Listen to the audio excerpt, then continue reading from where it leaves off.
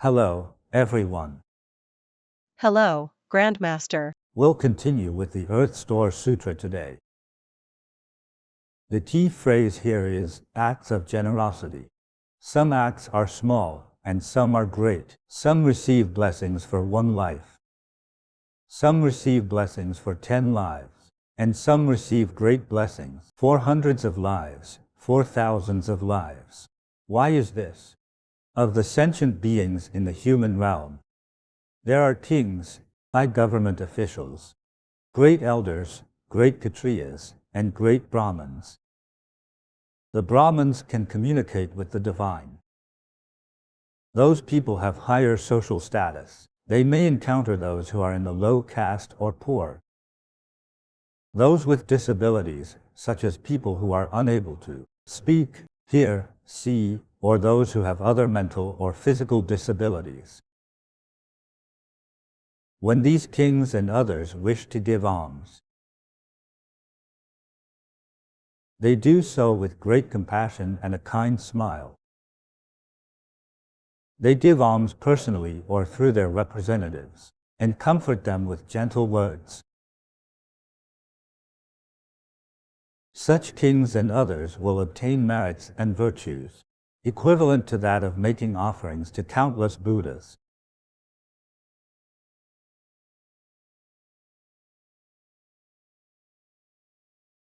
Why is this? Because these kings and others have great compassion toward people who are poor or disabled. Because of their compassionate action, they'll receive great blessings. For example, the nobles' power and glory originate from the givings they made in their current and previous lifetimes. Thus, they are nobles. Why did Buddha talk about this? Where does wealth come from? Wealth comes from generosity. Some gave alms in a past life. Grandmaster, why should the kings and nobles make offerings in person? Stupas, temples, monasteries, and images of Buddhas, we all know they promote compassion. When offering to Buddhas, Bodhisattvas, or places of self-cultivation, why is it best for the head of a country, a king, or the head of an organization, a chairman, to do it personally? Because your experience is different. Giving a grant is also compassionate. But when you do it personally, you have an experience. This experience is a type of self-liberation and self-improvement. When we were building new centers, many people came to help. For example, painting walls, laying bricks, or repairing the roof. It was tiring, but people were full of happiness. I consider this happiness as Dharma bliss. When Dharma bliss arises, so are immeasurable merits. Heavy sins and karma from our past will be eliminated. We won't fall to hell in the future, but be reborn in heaven. This is excellent. In the same scenario, is there merit in donating money or hiring others to help with construction? Should there be merits? Yes. Although there are merits, the donor missed out on the experience of doing it personally.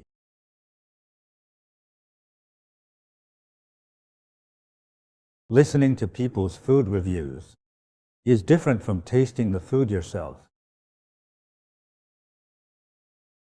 Why do people spend money on travel? You can see the famous attractions in movies or on TV.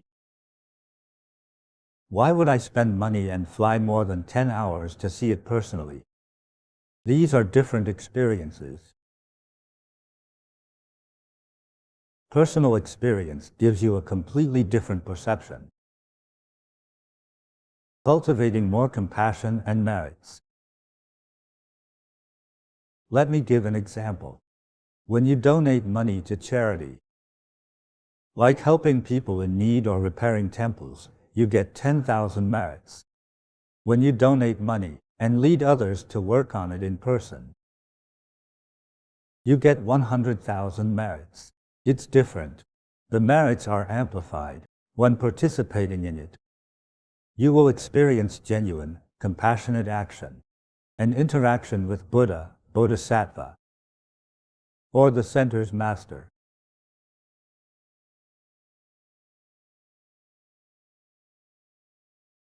This is a process of self-liberation. It will deeply touch your heart. Some donate because their classmate asked them, and they couldn't say no. They have no choice but to contribute. When you're doing charity work in person, you feel happy. Fundamentally, there's a significant difference. Thus, it's easier for us to be liberated, and it generates more merits. The effect is entirely different. In the history of Buddhism, the Buddha's teachings influenced many remarkable kings. They built monasteries and temples and spread sutras.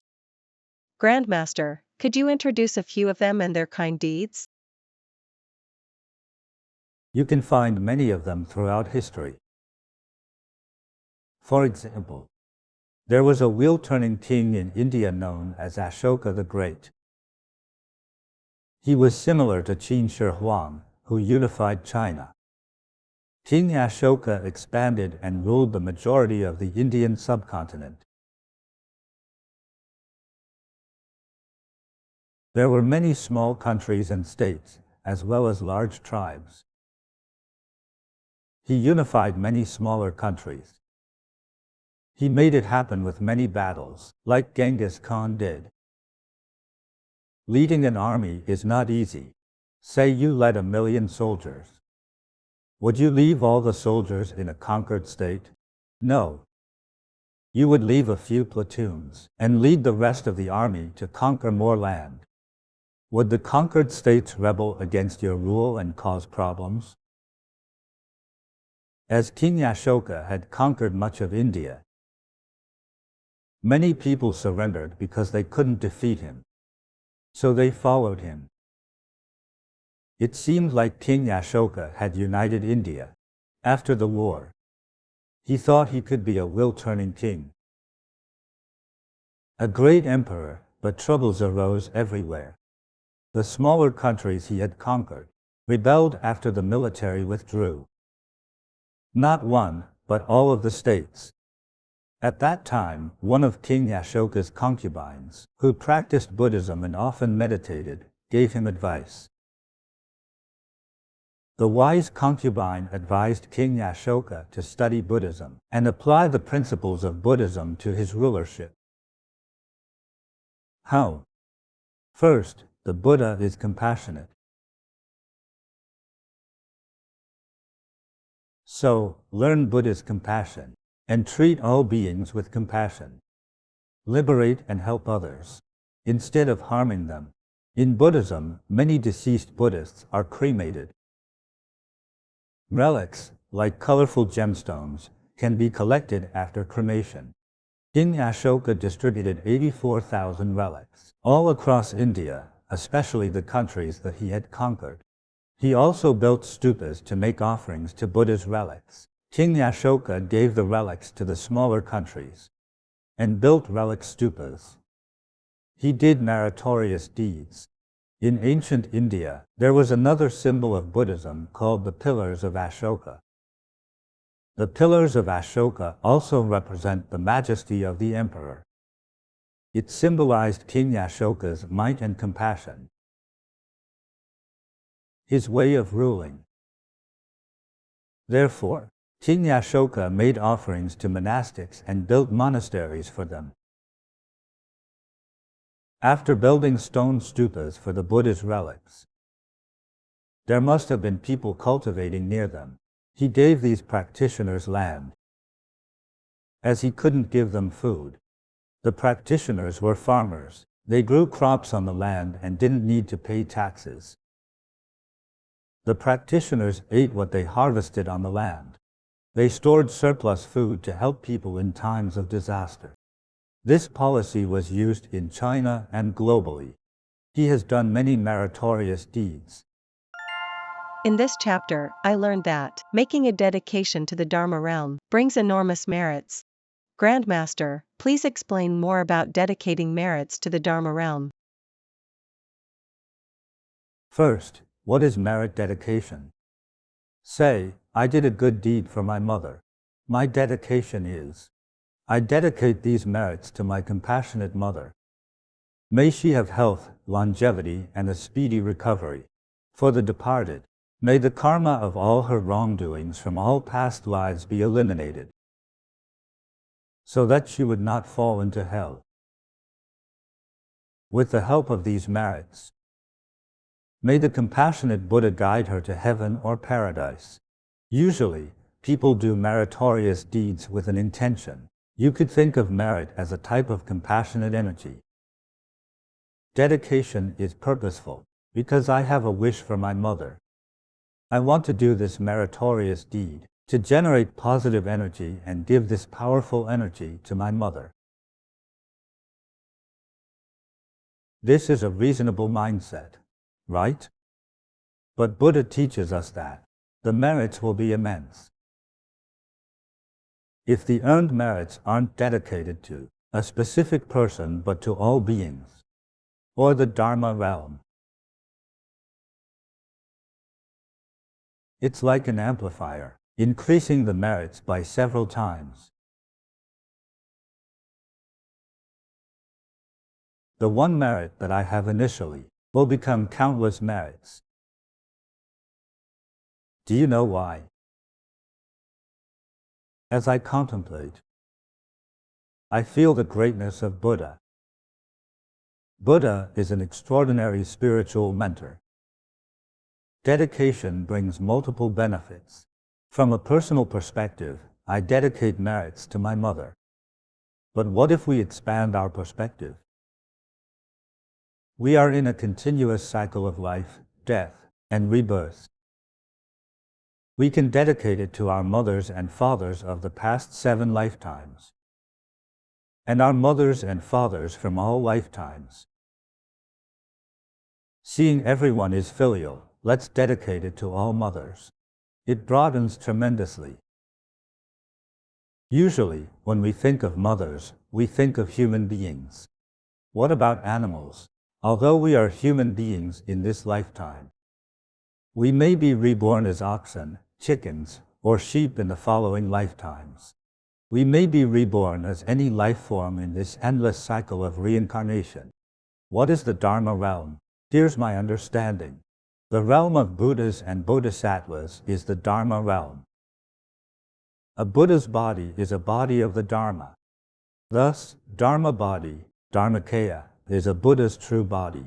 Buddhas come to the human world in their transformation body, Nirmanakaya, or manifest in their enjoyment body, Sambhogakaya.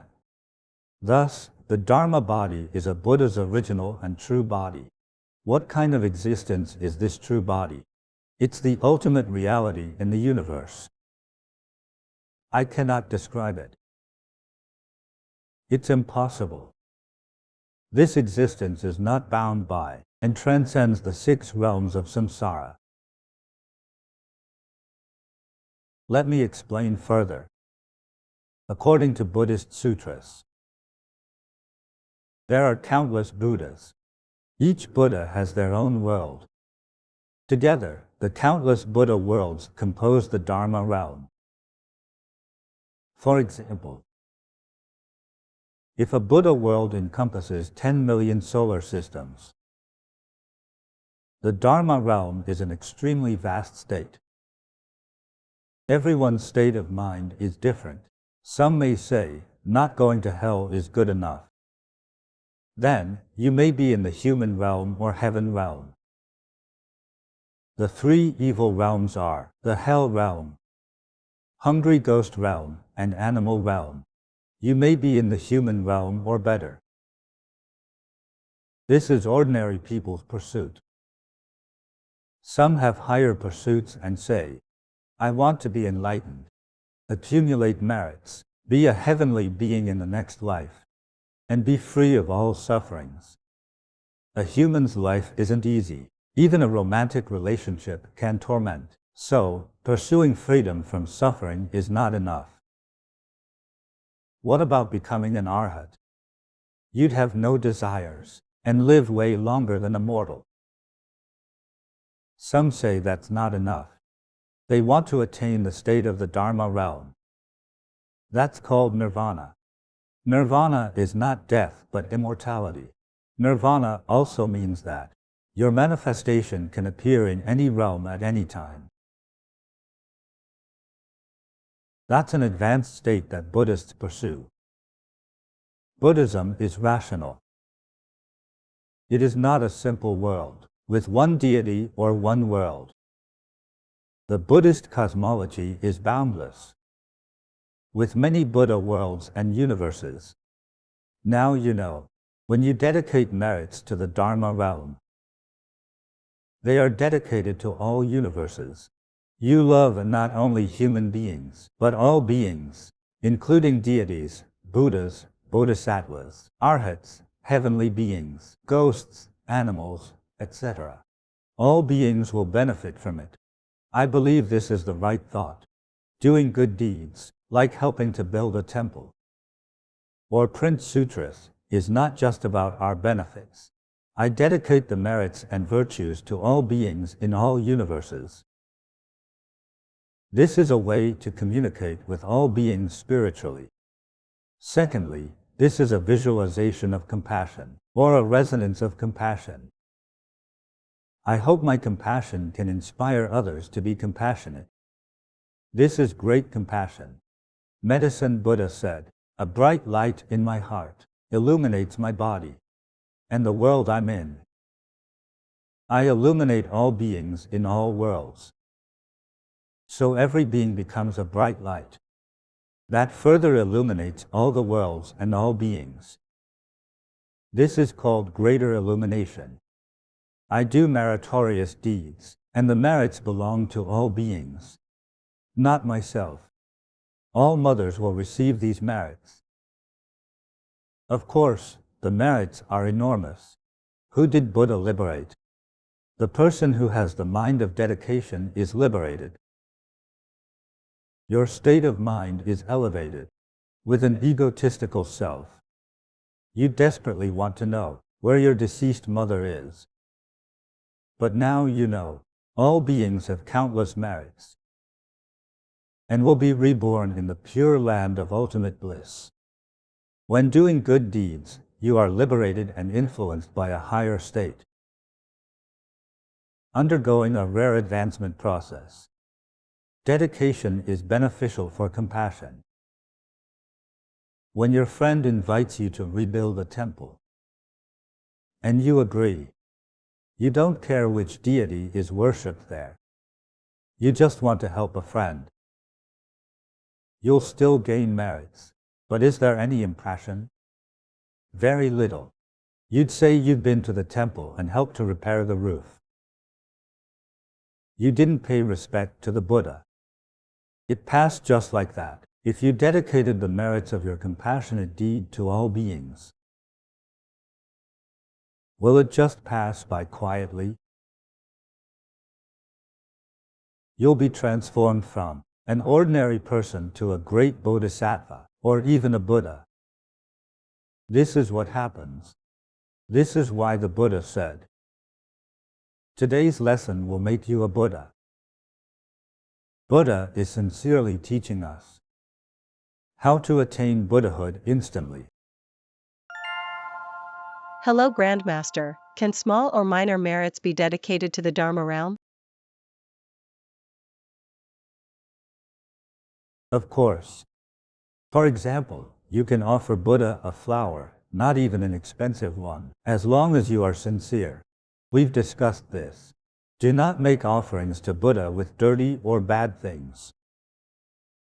For example, I offer Buddha a clean flower I picked, hoping Buddha will feel joyful. It's compassion, right? When dedicating merits, you wish all beings to be joyful. May all beings be happy. May all beings be liberated. May all beings be full of Dharma bliss. A small compassion is amplified to the whole world. your merits are enlarged, and you'll be on the way to Buddhahood. Thus, merit dedication is paramount. How impressive! Grandmaster, how does merit dedication multiply our merits gained? So what I've always told you is also written in this sutra. I never read this sutra when I was young. You're surprised to read my words here. What a coincidence! Receiving 10,000-fold in return is the most basic aspect. For example, if you give $1, your merit will bring you $10,000, $100,000, $1 million, $10 million, $100 million, or $1 billion are all possible. The Buddha gives us bountiful possibilities to grow our merits through compassionate and meritorious deeds. To give one is to receive 10,000-fold in return is only a summary. What is its true meaning? As an ordinary human being, do you want wealth? Do you want wisdom? Do you want liberation?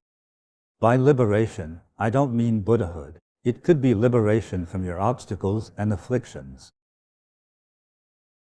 Do you want this? It seems specific, right?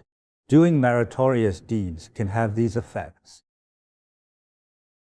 Could this 10,000-fold be in terms of money?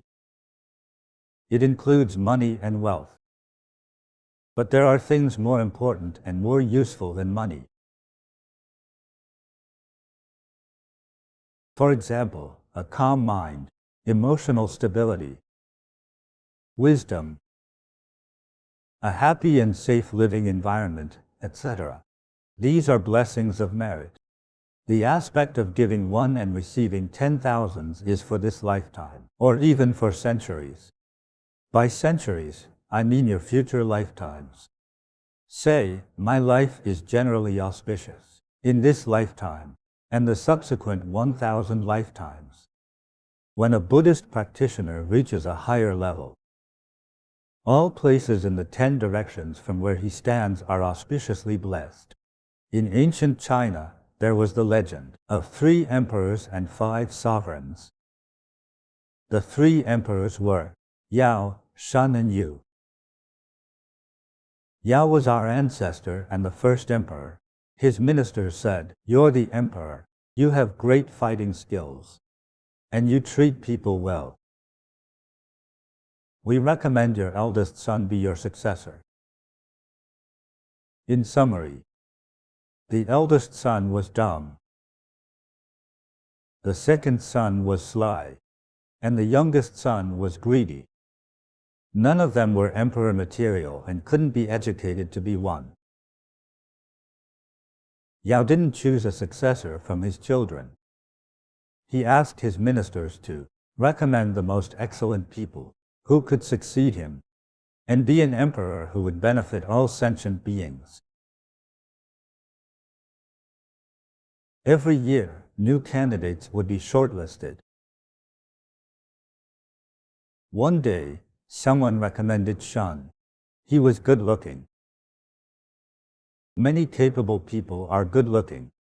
To test Shun's abilities, he was left alone in a forest. Usually, people went to the forest in teams with weapons, but he had to survive alone in the forest for a few years. When his trial was over, he came out with lots of animals. At that time, humans had not domesticated animals, like cows, goats, pigs, chickens, ducks, and geese. They were wild. Shun was the first to raise livestock. When he was alone in the forest, he domesticated dogs.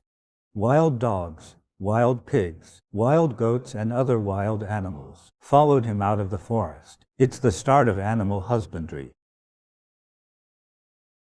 This was amazing. But Shun's trial was far from over. Then, he was placed in the dry northern region, which is the current Xingtai, Hebei province. It's near Handan. In ancient times, that was where the Yellow River was overflooding. It was a small desert, without plants or inhabitants. Shun was left alone there for 3 years. Knowing how remarkable Shun was, Emperor Yao married his 2 daughters to Shun as his wives and helping hands. There, Shun was going to start his trial with his 2 wives. He tried farming, but it was difficult. After studying the soil, he decided to make pottery. Eventually, people came to buy pottery wholesale, from bowls to large water vessels. Pottery was rare, so he made and sold pottery. Emperor Yao had already prophesied that it would become a metropolis wherever Shun lived. Shun was a saint, and places where a saint has resided will thrive and become prosperous. In ancient times, people made observations and came to this conclusion. An area where a very compassionate person lives will not experience severe disasters. It is very auspicious.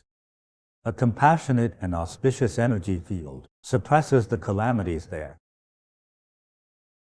His merits are neutralizing them. So, to give one is to receive 10,000-fold in return is a basic principle. Do you want liberation? Do you want wealth? I wish everyone could be wealthy. People always write to me saying they want a job or a partner. You should do meritorious deeds.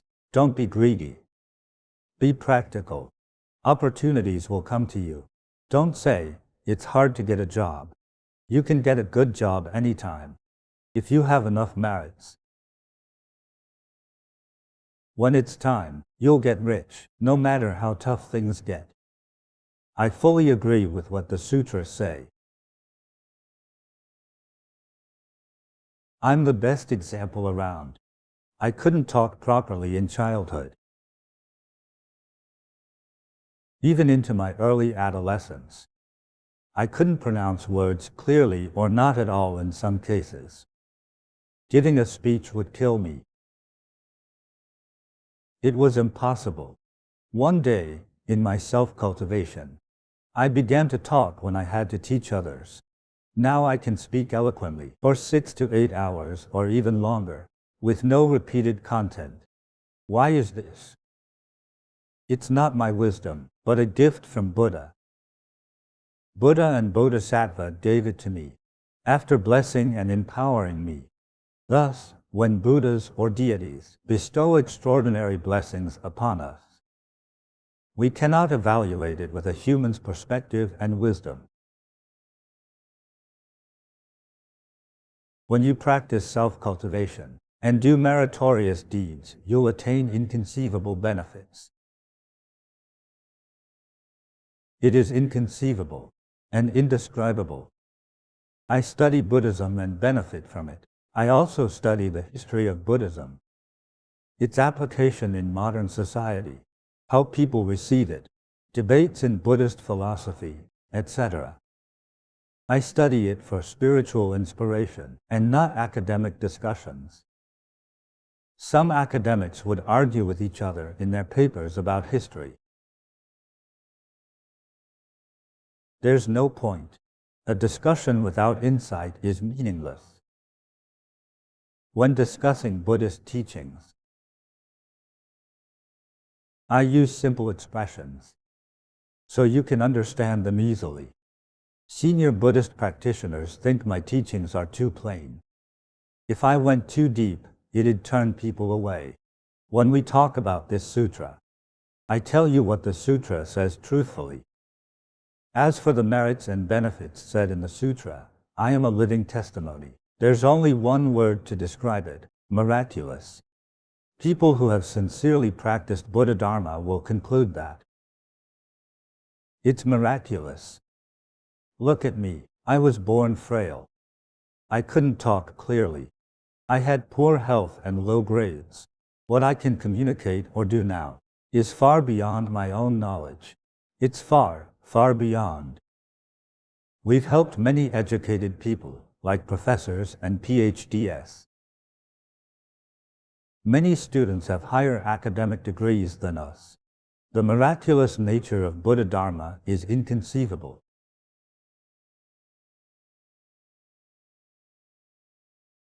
It bestows new life, allowing a withered tree to bloom again.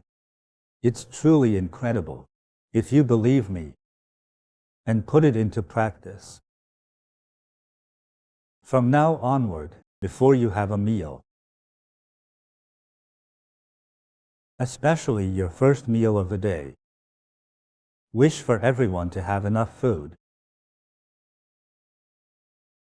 Have this wish. Before you go to bed, wish everyone has a shelter and a bed to sleep in. When we are grateful, we will sleep more soundly and feel relatively more at ease. When our mind is full of emotions and desires, we always feel discontent. When our desire and greed are unsatisfied, we cannot sleep well. When we are worried or fearful, our sleep is even worse. But when we pray and are grateful, we can sleep well, thanks to the merits. The ghosts, deities, and bodhisattvas will protect us. Thank you, Grandmaster.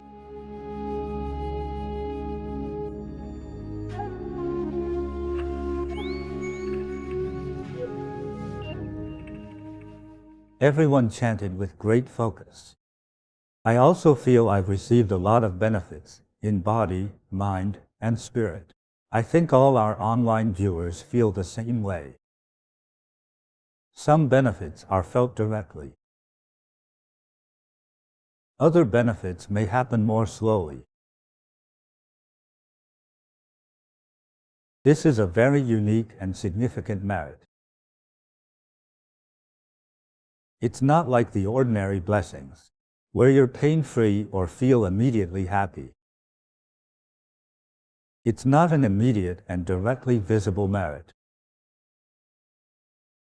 It is an immense benefit. It is the greatest benefit in life. When we are chanting, we must have a very reverent and sincere heart. Combining our body, speech, and mind, along with the pronunciation of the chanting, and with a reverent heart, chant with utmost sincerity. Let's begin.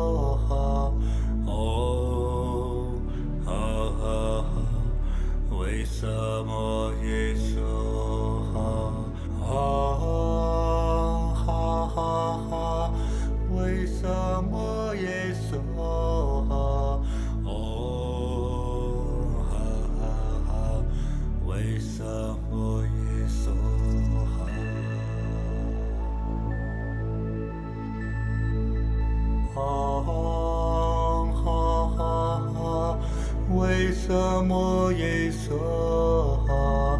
哦，哈哈哈，为什么耶娑哈？啊，哈哈哈，为什么耶娑哈？哦，哈哈哈，为什么耶娑？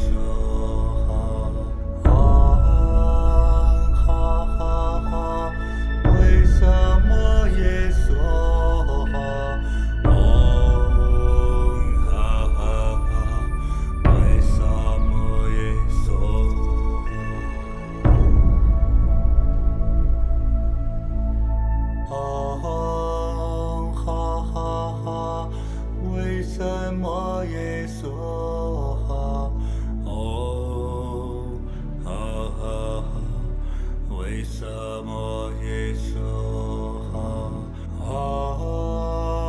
哈哈哈，为什么耶梭哈？哈哈哈，为什么耶梭哈？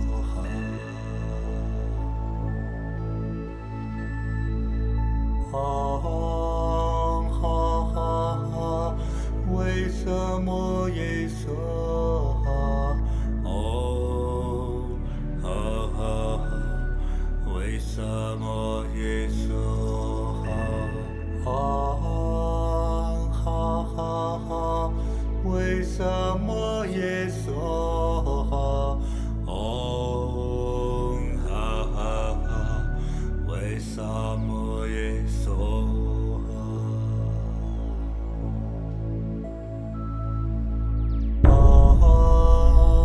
哈哈哈，为什么耶梭哈？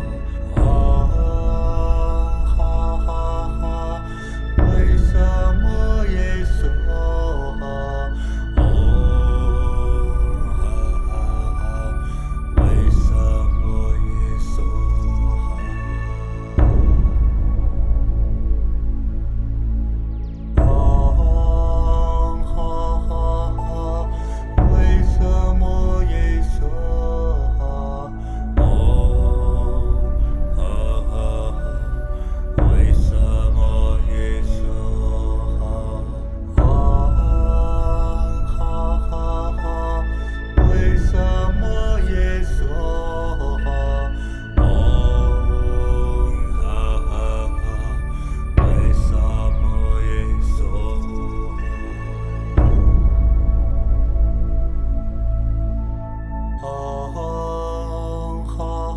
哈，为什么耶梭哈？哈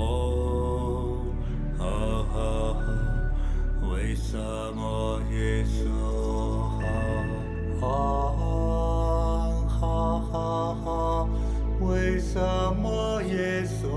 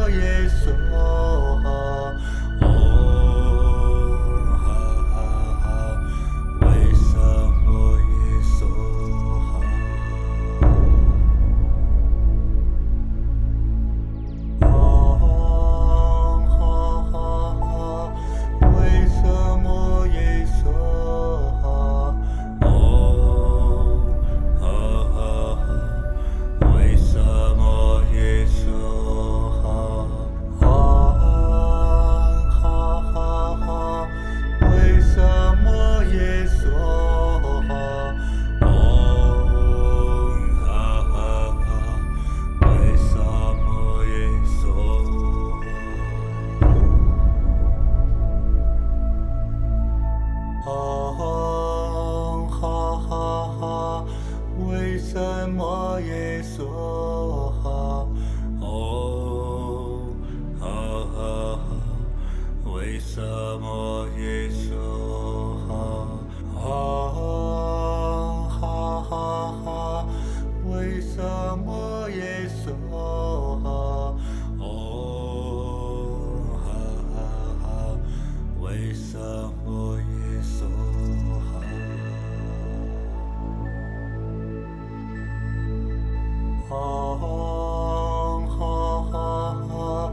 为什么耶娑哈，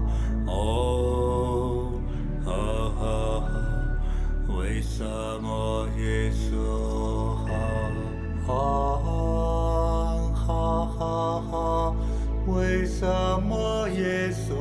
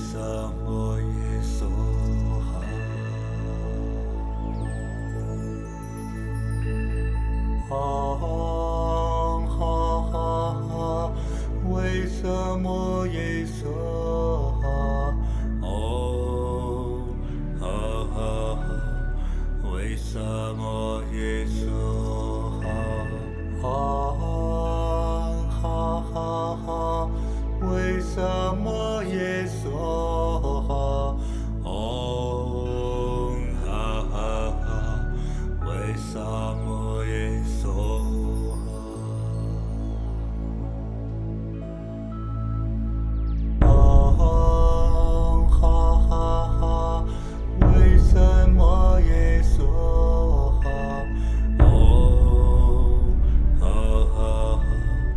为什么耶娑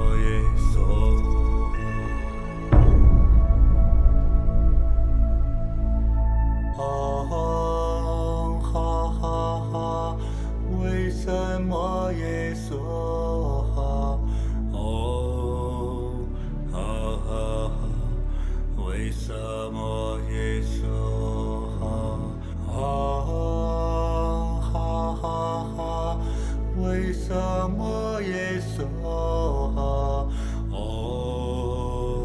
哈哈哈，为什么耶娑哈？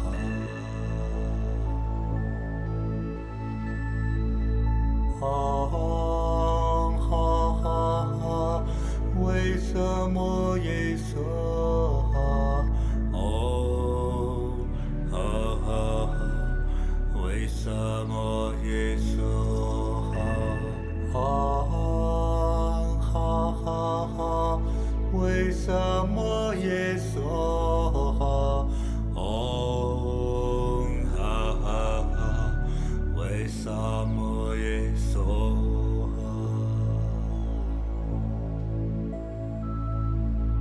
哈？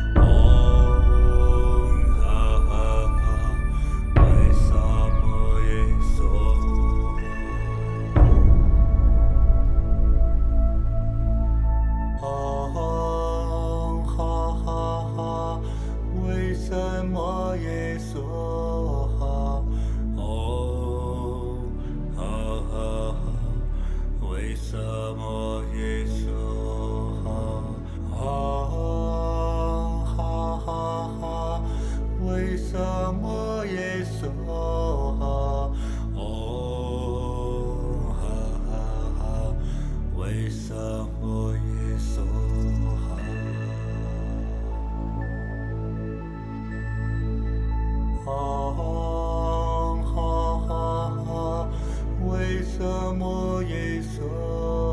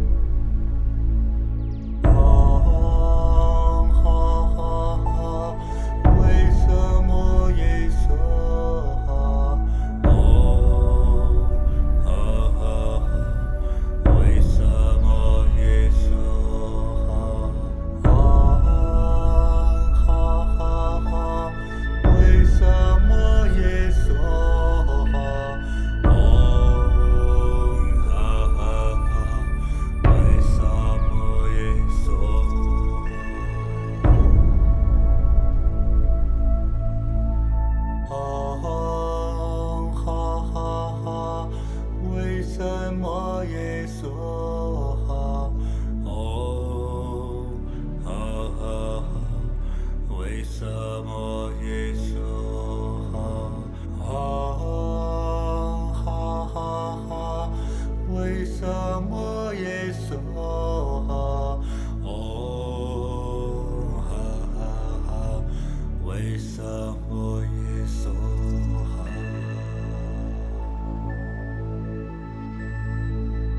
哈哈哈，为什么耶娑哈，哦哈哈哈，为什么耶娑哈，哈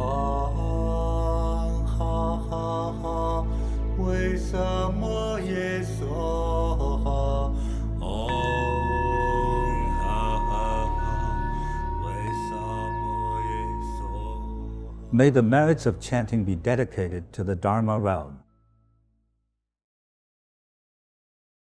dedicated to the Buddha and Bodhisattvas, dedicated to all sentient beings. May all sentient beings be free from suffering and attain happiness.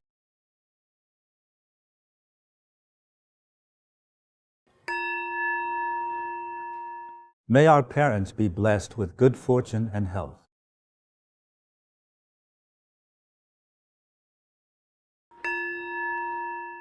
May everyone have food on the table.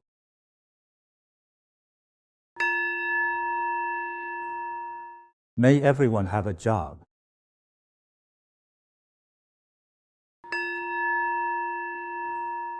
May everyone have a heart of gratitude.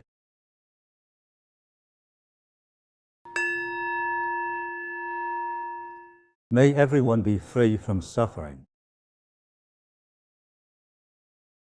May all disasters and diseases disappear.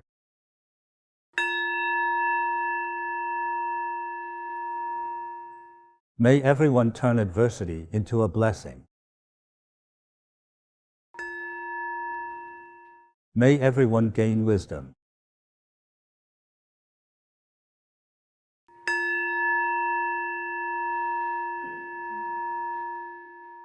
May everyone accumulate boundless merits. Thank you, everyone. Thank you, Grandmaster. All right, now rub your hands together. Then gently rub your face. Return to the way you were at 7 years old.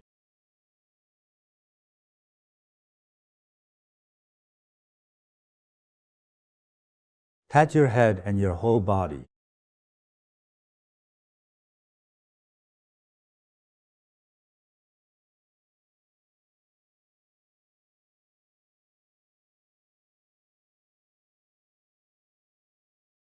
Our sincere chanting will definitely gain infinite benefits, just as the Buddha taught in the Sutra. If you have any concerns or wishes,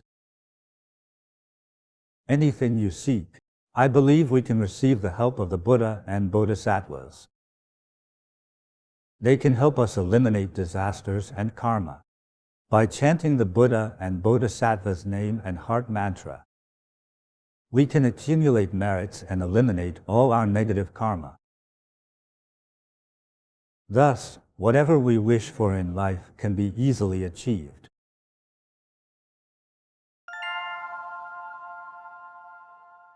Among Buddha's most important disciples, there was one who was foremost in supernatural powers, the senior disciple, Maudgalyayana. Maudgalyayana's younger brother lived in the kingdom of Kapilavastu. The brother was a man of immense wealth. He was middle-aged, around 40 years of age. The brother, through his own perseverance and continual hard work, had amassed a wealth that was said to have rivaled nations. I think this is an exaggeration, but he might have been one of the wealthiest people of his city or of that region. However, this brother was exceptionally stingy. He never once gave to the poor, and he never offered to any self-cultivators. No offerings, no donations, nothing. His thought was, I risked my life to earn my wealth and fortune. It wasn't easy for me either. Why should I give it to you? Like people nowadays saying, I made it fair and square. I own no one. After all, making offerings is not required by the law. It's an individual decision, whether to share your wealth with others. It's based on feeling, whether we have this connection or not. Mostly, it's you live your life, I live mine, right? Every individual has their own life and destiny. The brother was an extreme penny pincher. But one day, Maudgalyayana experienced a feeling while he was in deep meditation. A feeling that urged him to help this brother.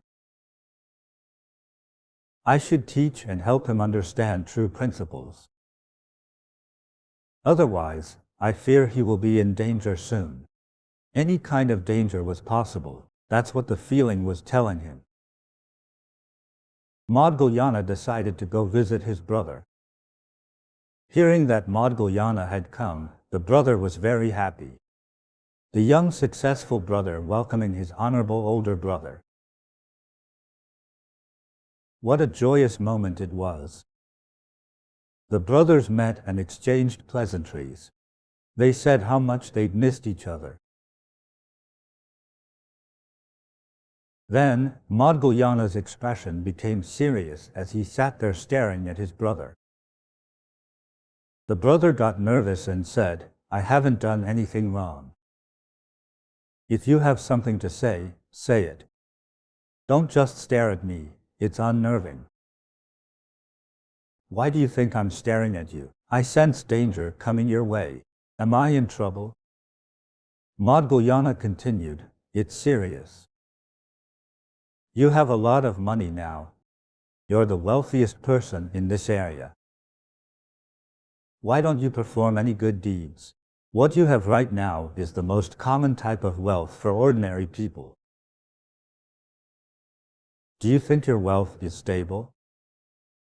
The brother shook his head. He was also unsure.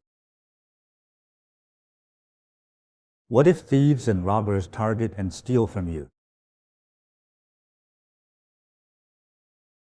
What if a corrupt official sets his sights on you? They could frame and lock you up. You'd lose both your freedom and wealth. And in the past, there were no banks. Your wealth might have been in grains or other valuable items. Many items were not currency but had trade value.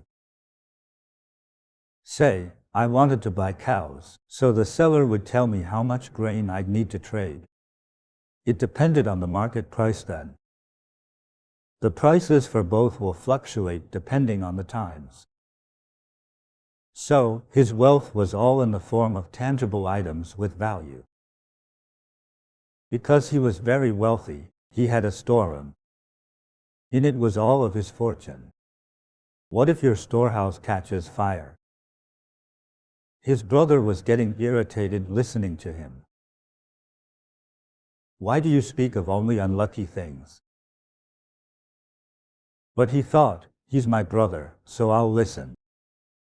After all, he's number one in supernatural powers. Maudgalyayana continued, even if everything has gone smoothly so far, you want to leave things for your kids, right? Many parents struggle desperately to work and earn a living. Maybe working several jobs. One of the reasons is they hope their children can have a better life.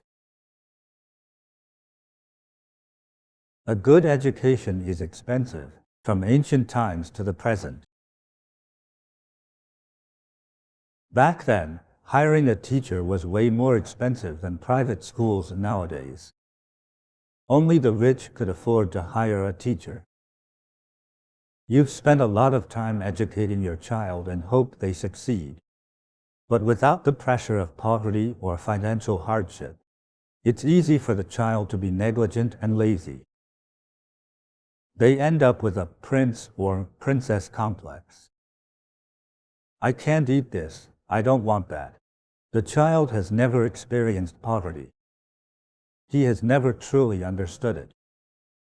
No matter how hard the parents try to paint the image of poverty, those painful, horrifying scenes and what feelings they cause. The children are unmoved by it all. Their way of life belongs to their new generation. Modern-day parents, they work hard and make some money. But they're reluctant to spend it. Just like the first generation of wealthy entrepreneurs in China. They earn a lot of money, but they don't buy any luxury clothing. You look at how their children spend money. It's like they stole the money and need to get rid of it. They go out of their way to wear designer clothes, drive luxury cars, consume and use things they shouldn't. Just lead a life of excess and extravagance. So, even if you survive all the disasters, your children might still squander your wealth. Brother, you should consider your future, Maudgalyayana continued. Accumulate some merit, make offerings, donate, give to the poor and offer to practitioners like me. Those who have dedicated their lives to cultivation. It will help you avert disasters. Give to the poor and do good deeds to gain merits for yourself. Maudgalyayana was a very respected person at that time. You can say everyone back then knew his name. He was famous, with outstanding and remarkable merit. After listening to his brother's strict teaching, the younger brother thought it made sense. All the different points mentioned, he'd experienced them already. At this point, his wife had started to become picky about clothing and no longer saved. His child was also showing signs. He could already feel it. In the past, people believed in a resting place for the soul. Where has the soul gone? Has it ascended to heaven? Is it suffering in hell, or has it turned into a dog, pig, cow, or sheep? In fact, our ancestors were quite concerned about where our final destination would be. After listening to his elder brother, he said, "Brother, I think you're right. Should I make offerings then? For your future, you should offer as much as you can." The younger brother started to make offerings. After some time, he put up many posters, which read, "If you need money, food, or anything, come to me." Lines started forming in front of his home of people coming to ask for help. Food was the most needed. He also gave out a lot of other items. The younger brother was a smart man.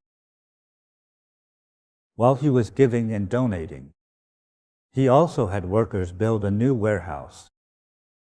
Over the course of a little over a year, he distributed most of the wealth he had saved up. During this process, he was quite happy. Wherever he went, everyone was grateful to him, calling him a Bodhisattva. Everyone respected and complimented him. Previously, everyone thought he was a stingy person. But then he was giving away so much money and many items. Those poor people who received help thought he was a Bodhisattva. The younger brother was very happy, filled with joy and ease. He was happy, but he still had his own calculations. After a year had gone by, he took the keys and opened his new warehouse. He looked inside. "Why is it empty?" he asked his workers. "I thought I did good deeds and gained merit. This warehouse should be overflowing with treasure by now. Didn't my brother say that only by giving can one achieve eternal wealth? This was supposed to help me keep my wealth. Why is this warehouse empty? Why is there nothing here?" He went to ask his brother. He felt disheartened and sought his brother's counsel. He told his brother of his troubling thoughts. Maudgalyayana, using his Dharma powers, showed him a picture screen of the future. He saw a place he had never been to or seen before. It was beautiful. There were many workers in the garden, and they were building a super luxurious and grand palace. They were in the midst of construction. It was about 80% completed. They were doing the detailed finishing touches. He saw this and asked his brother, "What is this? Where did you bring me?" "This is heaven," Maudgalyayana replied. "Oh, then who is the palace for?"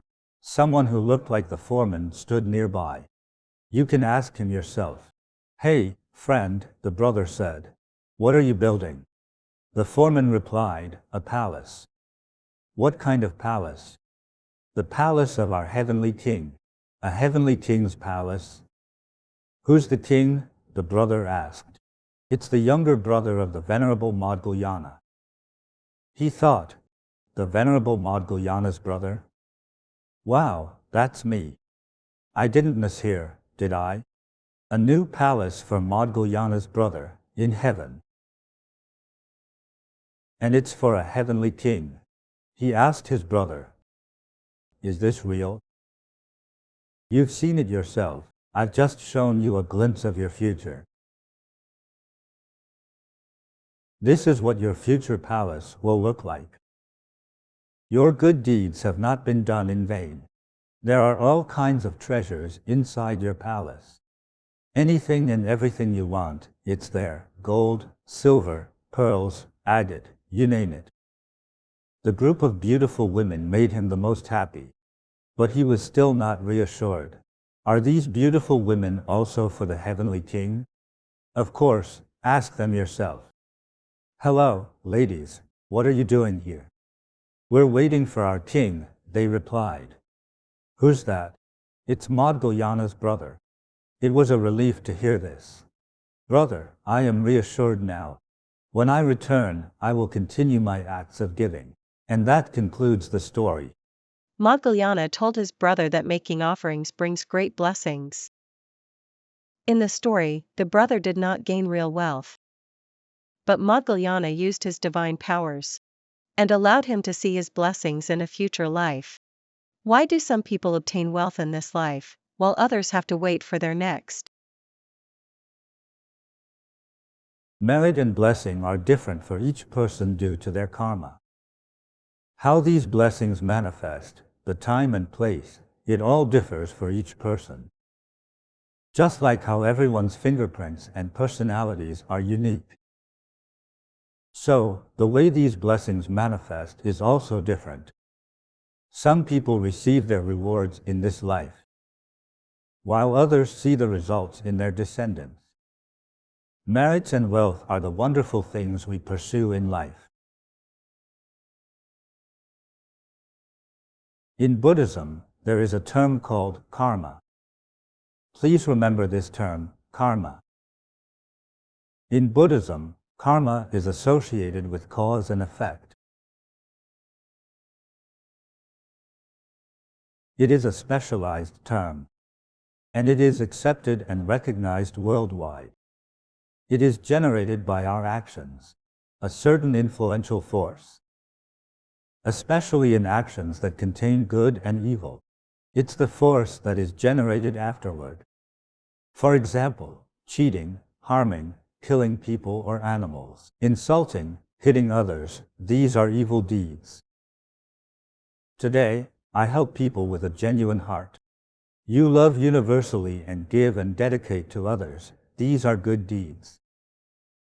The good that you do will yield good results in the future.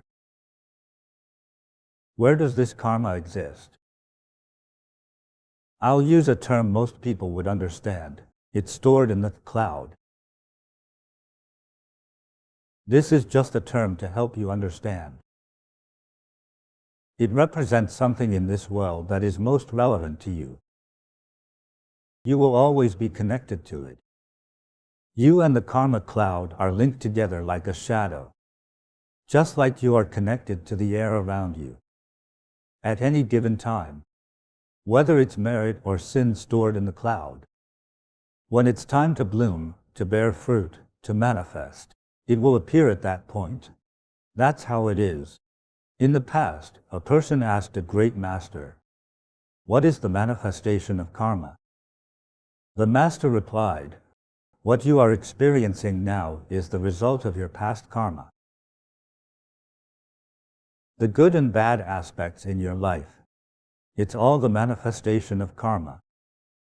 How about your future karma? It comes from your current actions and mindset. If all you do is harm in the future, the results will be bad." Buddhism, in a more scientific sense, emphasizes that I am in control of my own destiny. I create my future. I create my own good and bad. There's another term called self-awaken. The full phrase is self-awaken and awaken others. It's about self-realization and self-control, controlling one's actions, speech, and thoughts. This is something everyone can learn and grasp. So, what we are doing today, all the merits, giving, and good deeds, the results of all these actions are judged in the heavens, with all of the gods presiding and assessing. It's all there already. Someone might ask, the elder brother is highly respected, the younger one is rich. They have done so many good deeds. Why is the new warehouse empty? Don't forget, the brother didn't get rich by robbing, right? He was a businessman. For example, he rented out 10,000 acres of land for farming, and he rented out 1,000 shops. And he had businesses in clothing, shoemaking, hair dyeing, and he owned many beauty salons too, because your businesses keep you wealthy. Even though you gave away your savings, you still have millions in income each day. You are not poor. This income you have, a thief may steal it. A fire can burn it all. Your children can squander it. But the wealth in your cloud bank, that can never be burned or lost. Especially since you continue to generate more income for the cloud.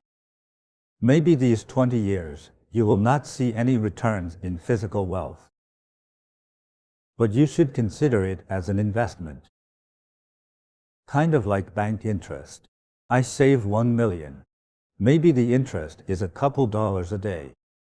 That's immediate benefit in the form of money. But to put it more profoundly, you living healthily is the biggest interest of all. Look at how many people fall ill suddenly. They fall over and pass away, or they're bedridden for 8 years before dying. What is the interest? Your health is the interest. A more fortunate future for you and your descendants, that's the greater interest. And your soul ascending to heaven, that is the biggest interest. It's beyond what people can even imagine. The average person only sees the benefits right in front of them. If I invest now, I want to see the benefits now. But what Maudgalyayana sees are more enduring benefits and wealth. This is the profound difference in perspectives. The brother who gave and offered generously. In reality, he was depositing his merits into something related to him, called the karma bank. People think karma is not good. Karma is neither good nor evil. If your actions are evil, what's deposited in the bank is evil karma. If the action is good, what is deposited is good karma. The karma bank is like your shadow. As long as you have a shadow, you can't escape it. If you become a ghost and say you have no shadow, you can't escape even more. Good or bad, it will follow you.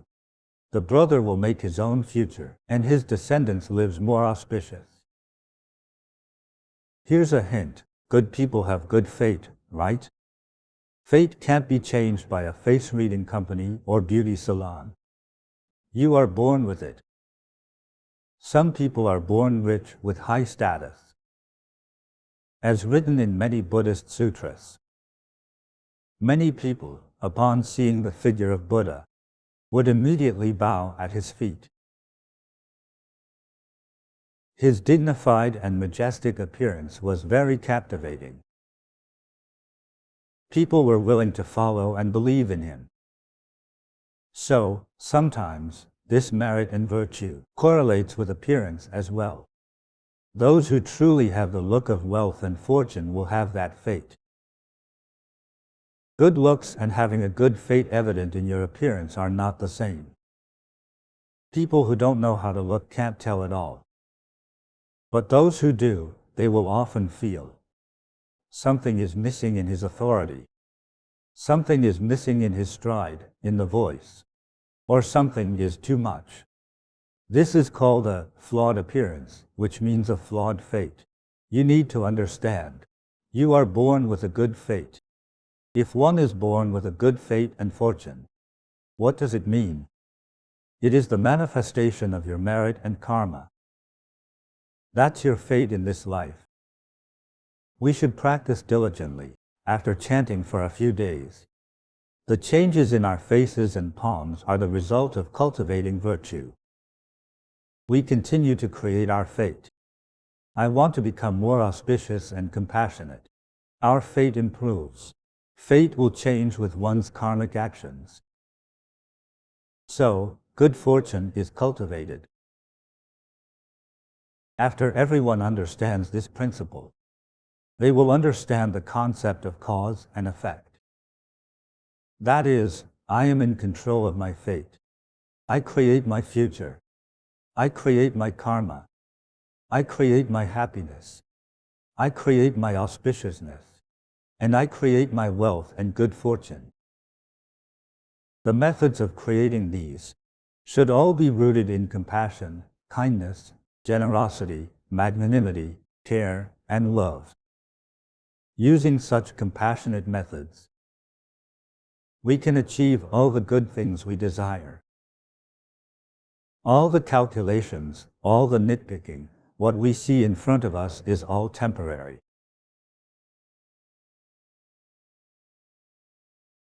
Long-lasting auspiciousness is true auspiciousness.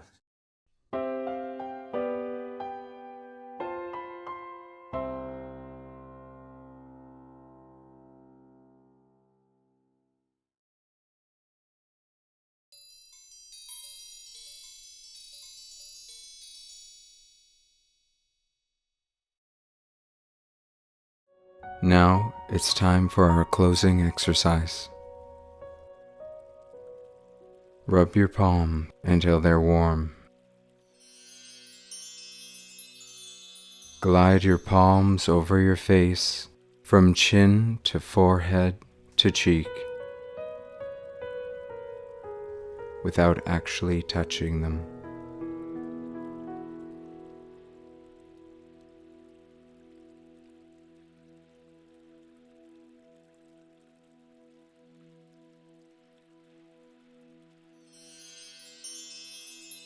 Rub your palms until they're warm.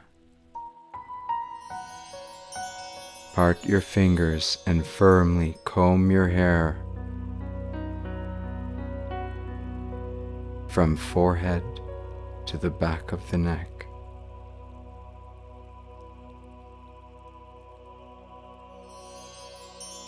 Rub your palms. Pat your entire body from top to bottom. Pat your head firmly with relaxed wrists. Do it calmly.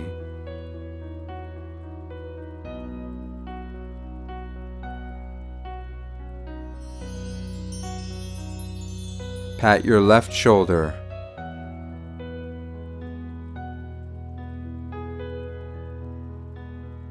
Then pat your right shoulder.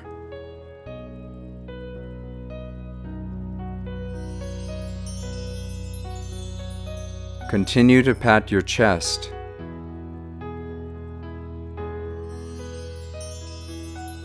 Then pat your left armpit down to the side of your rib cage.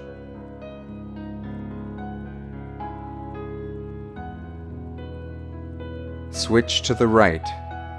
pat your right armpit down to the side of your rib cage.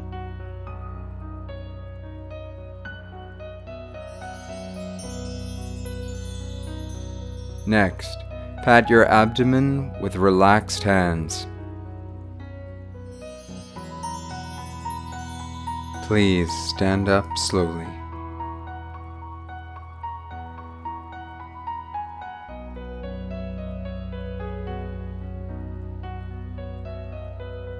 Pat down from the front of your thighs, knees, shins, ankles, and tops of your feet.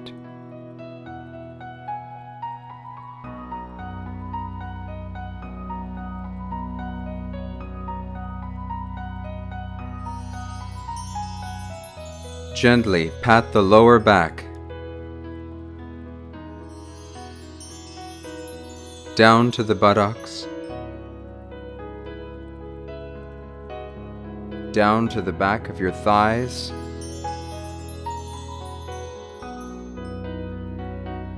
calves, ankles, and heels.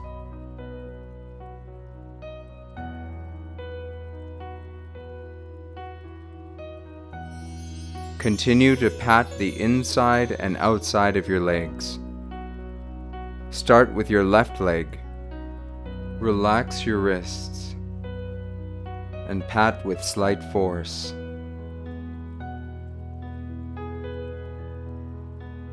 Then pat your right leg.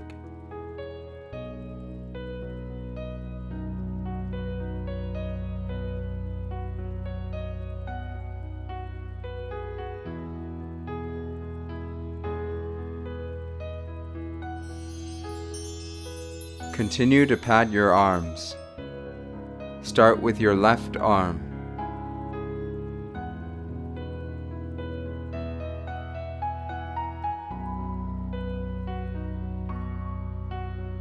Then pat your right arm.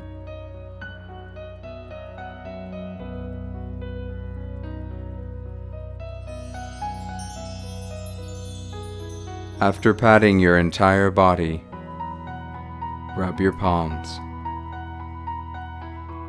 Gently massage your whole body without actually touching it. Visualize that you are gently sweeping away the dust and worries.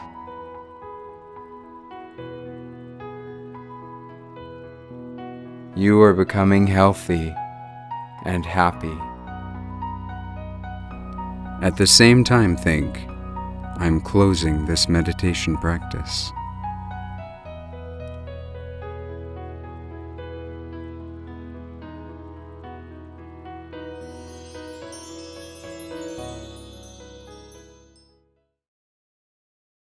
Wishing everyone health and happiness, Received. good fortune, Received. family harmony. Received. See you tomorrow. Thank you, Grandmaster. Today's class has successfully completed. See you tomorrow.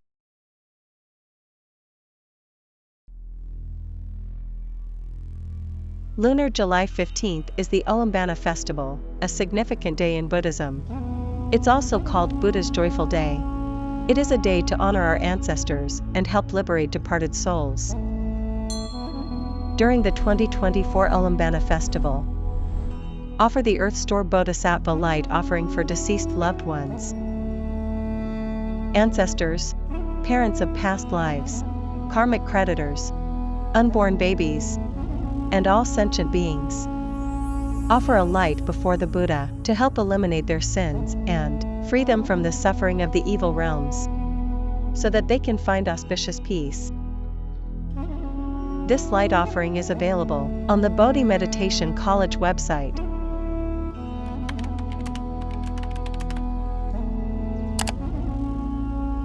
The lights will be lit from the order date throughout the lunar month of July. May all sentient beings receive the blessings of Earth Store Bodhisattva, eliminate all disasters, and attain auspicious liberation.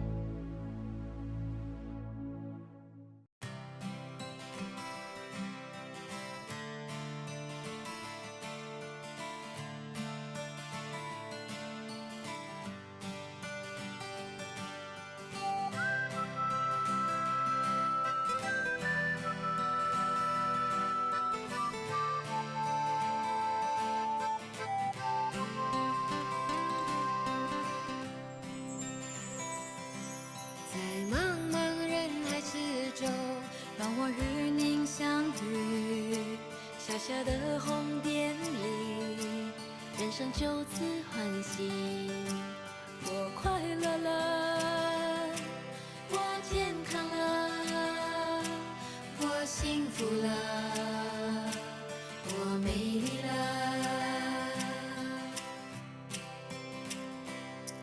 在茫茫人海之中，让我与你相遇，小小的红点里，人生变得神